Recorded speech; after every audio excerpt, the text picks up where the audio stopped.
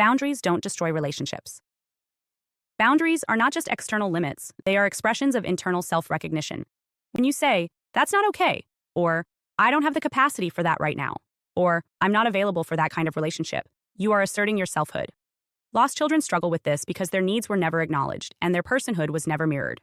So the boundary work must start with internal boundaries. That means tracking when you override your own intuition, when you say yes but feel no, when you comfort someone who just harmed you, when you explain yourself to someone who doesn't actually care. Every time you notice that pattern, pause. You don't have to reverse it immediately, but you do have to name it. That was a moment where I abandoned myself. From there, you move into building what's called a boundary inventory. Write down what behaviors make you feel safe and what behaviors make you feel erased, what dynamics you want to allow and what you want to avoid. Who do you feel energized around? Who leaves you confused?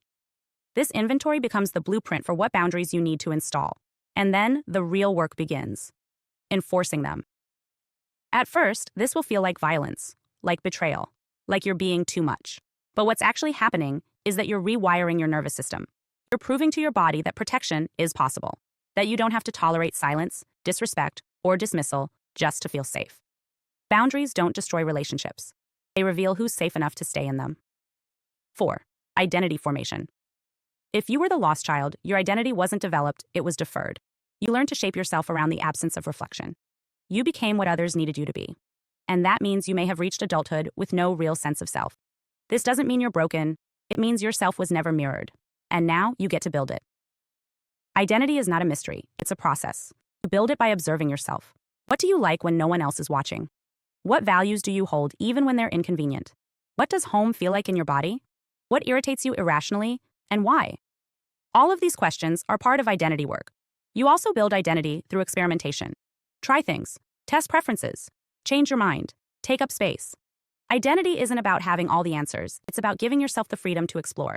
Many lost children never allow themselves this freedom because choice feels risky. But that's the legacy of neglect, not a truth about you. And it must be challenged. Identity also requires ownership.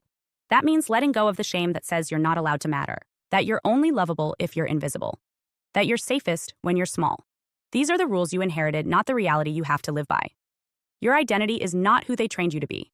It's who you uncover when the silence is broken.